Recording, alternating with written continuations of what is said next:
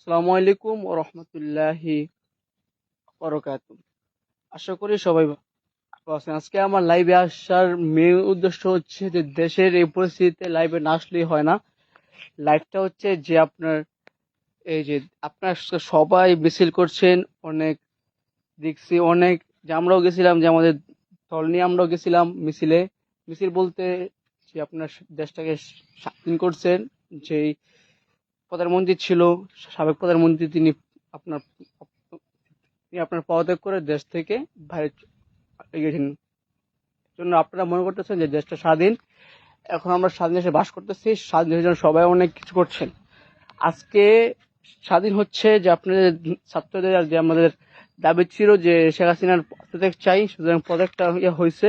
এখন আমরা একটু মিছিল থেকে আমরা এখন স্বাধীন, যে আমাদের প্রিয় ধরনের বা শহীদদের রক্ত বিয়ে দিন আমরা, যেমন সাইদ ভাই, মীর মুগ্ধ ভাই, তারা কিন্তু আমার জন্য অনেক করে, তাদের শহীদের বিনিময়ে আজকে হয়তো আমরা এই দেশটা একটু স্বাধীন পেয়েছি। যে দেশের যে রাজা ছিল, রাজা, সেই রাজা আপনার দেশ থেকে ছেড়ে সে কি করে যায় না। আজকের যে মেন টপিকটা হচ্ছে যে দেখেন, স্বাধীন দেশ কিন্তু দেখতে পেলাম তিনটা যখন গণভবনে, তিনটা যখন যমুনা, একমাত্র সবাই জানেন যে সবচেয়ে ভালো টিভির মধ্যে একমাত্র বেস্ট নিউজ দিচ্ছে যমুনা টিভি, এটা সবাই জানেন ছাত্রদের পক্ষে। আর কারো ছাত্রদের বিভাগে কথা বলতে সব টিভি, খালি যমুনা টিভি থেকে লাইভ দিচ্ছে যে আজকে শেখ হাসিনা চলে গেছে, শেখ হাসিনা পদত্যাগ করছে, শেখ হাসিনা কই গেছে জানি না। জাস্ট এখন সবাই তার জন্য গণভবনে গিয়ে বিভিন্ন ধরনের অশ্লীল কাজকর্ম করতেছে। গণভবন বলতে, গণভবন হচ্ছে দেশের গৌরব।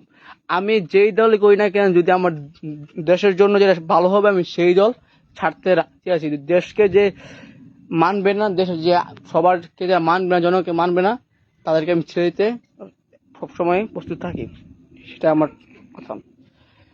কিন্তু এটা আপনারা ভ্রমণের মধ্যে যে আপনারা যেই অশ্লীল কাজগুলো করেছেন সেগুলা সবার কাম্য ছিল না। এটা আমাদের স্বাধীন দেশ। আজকে হয়তো আপনি আজকে আপনারা বিজয় করতে পারতেন, বিজয়ের উল্লাস নিতে একটু মিছিল দিতেন, সবাইকে একটু আনন্দ করতেন। পরে বিজয়ের দিন চলে গেলে তারপর আপনারা যাই করতেন বাংলাদেশে করতেন। দেশের যেটা দেশের অর্জন সেটা আপনারা বাংলাটা আপনাদের গৌরব। তারপর বলি, এই কতক্ষণ আগে দেখলাম, আজকে তো আসছি আপনার 8টা থেকে 9টার মধ্যে মিছিল করে আসছি হইরা, আইসা দেখলাম ফেসবুকে ঢুকার পর দেখতেছি যে মুক্তিযুদ্ধে শেখ মুজিবুর রহমানের ছবি কে অনেক ধরনের মূর্তি যে ভাস্কর্য ছিল এটা ভাঙার চেষ্টা করতেছে, এটাকে আপনার অপমান করতেছেন। শুনেন, যেই দলে করি না কেন মানুষ, যেই দলে করে বিএনপি, আওয়ামী লীগ, যে কোনো দলে করুক না কেন, কিন্তু শেখ মুজিবুর রহমান কিন্তু ভালো লোক ছিল, তার অবদান কেউ বলতে পারবে না, কেউ না বলতে পারবে না, কেউ না বলতে পারবে না। জাস্ট কিন্তু শেখ মুজিবুরের এটা আমি মানতে পারতেছি না। দেশ স্বাধীন হয়েছে কিন্তু শেখ মুজিবুরকে অপমান করার জন্য না। আমি শেখ মুজিবুরকে ভালো লোক বলছি। আর আপনারা কি বলেন জানি না, কিন্তু আমার জানা মতে শেখ মুজিবুর খুব ভালো লোক ছিল। শেখ মুজিবুর জাস্ট ভালো লোক ছিল। এই শেখ মুজিবুরের কাজটা আপনারা ঠিক করে নাই, যে আপনারা দেশকে হয়তো এখন বর্তমানে আমরা মনে করি যে শেখার কথার উপর ডিপেন্ড করি, পরিবারকে আপনার চাপ দেই, কিন্তু পরিবার এখানে দোষ নেই। এখানে দোষ হচ্ছে যে দোষ করছে তার দোষ হচ্ছে, কিন্তু পরিবার এখানে কোনো কিছু করে নেই। পরিবার ভালো লোক ছিল। শেখ মুজিবুর দেশকে ছাতি মারছে, যদি শেখ মুজিবুর বাঁচতে না হতো তাহলে আমরা যুদ্ধে অংশগ্রহণ করতে পারতাম না। আজকে হয়তো আমাদের উর্দু ভাষায় কথা বলতে হতো। তার মাধ্যমে আমরা আমাদের ভাষাটাকে বাংলা করতে পেরেছি জাস্ট ওয়ান্স। তার মাধ্যমে আজকে আমরা তার ভাষাটাকে বাংলা করতে পেরেছি জাস্ট। এখন এই শেখ মুজিবুরের মূর্তি ভাঙাটা আমি আমার নিজের থেকেই মনে করতেছি না।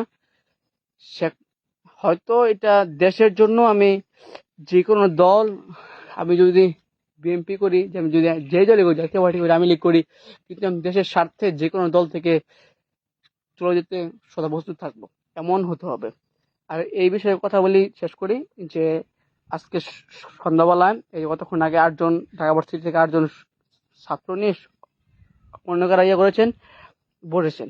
এখন মানে যে প্রধান, তিনি 8জন সমন্বয়কে নিয়ে তারা বলেছে যে দেশটা আর কয়েকদিন যাক, তারপর আমরা বলি যে কাকে দেশের প্রেসিডেন্ট করা যায়, মেক করা যায়। এখন সবাই আপনারা কাকে চাচ্ছেন জানি না, সবার বিভিন্ন ধরনের মানুষের মন বিভিন্ন থাকতে পারে, বিভিন্ন ধরনের লোক বিভিন্ন ধরনের আমাকে সাপোর্ট করতে পারে, কেউ আওয়ামী লীগ, কেউ বিএনপি, কেউ জামাত, কেউ ইসলাম, কেউ হেফাজত ইসলাম করতে পারে।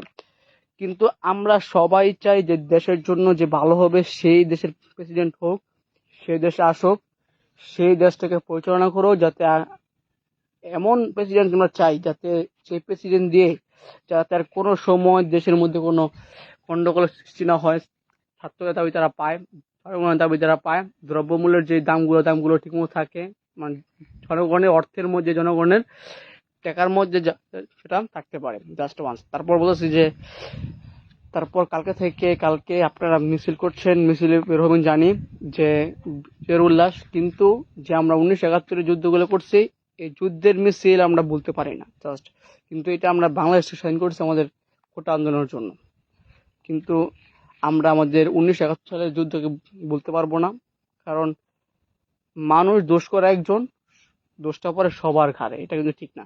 আমি দোষ করছি, ঠিক আমাকে আপনারা শাস্তি দিবেন, খারাপ করবেন, কিন্তু আমার পরিবার, আমার আত্মীয়স্বজনকে আপনারা খারাপ করতে পারেন না, এটা আপনাদের দায়ভারে পড়ে না।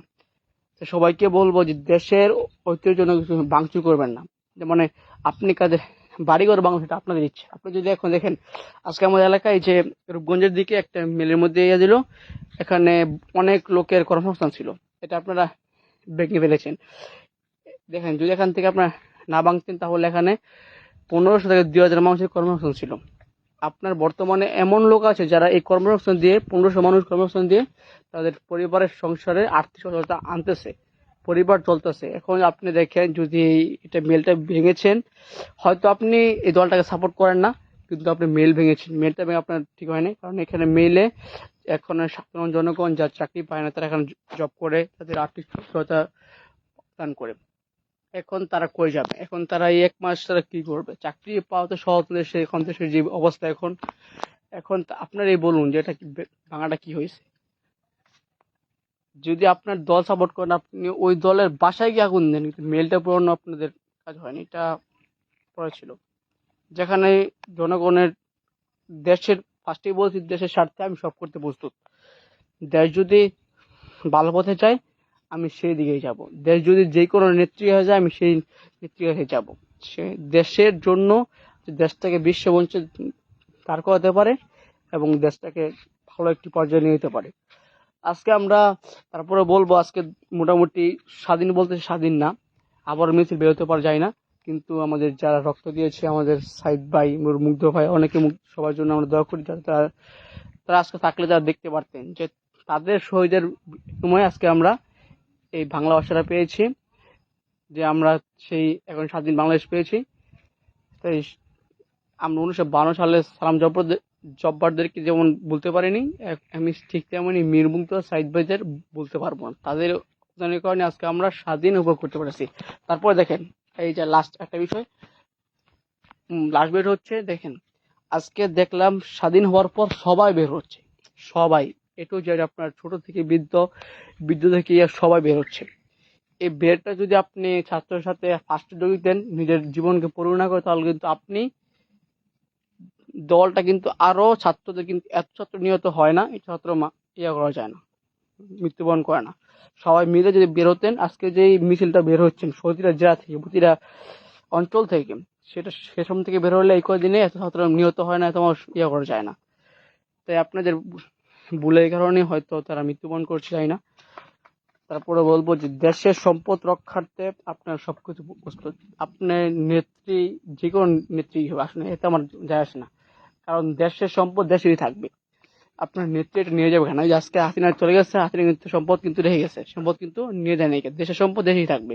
হয়তো তার ক্ষমতা দেশটাকে পরিচালিত করবে সেটাই ছিল, সেটার ক্ষমতা, কিন্তু সে কিন্তু দেশের যে সম্পদ, যে গণভবন, যেই সুপ্রিম কোর্ট, যেই ঐতিহ্য ছিল, সব কিন্তু এখনো দেশেই রয়ে গেছে, কিন্তু তার ক্ষমতা ছিল না, সে চাই চলে গেছে, দেশের সম্পদ রয়ে গেছে। কিন্তু সম্পদগুলো আমরা না ভেঙে যদি আমরা এটাকে আরো ভালো করতে পারতাম, আমাদের পরবর্তী প্রজন্মের জন্য, পরবর্তী যে প্রেসিডেন্ট হবে তার জন্য খুব বেস্ট হতো। তো সবাইকে বলবো যে এসব ভাঙাভাঙি বাদ দিয়ে দেশের গৌরবের জন্য, দেশের ভালোর জন্য আপনারা সেটা করতে প্রস্তুত থাকবেন, দেশকে ভালো পথে আনবেন। আসসালামু আলাইকুম ওয়া রাহমাতুল্লাহি ওয়া বারাকাতুহু।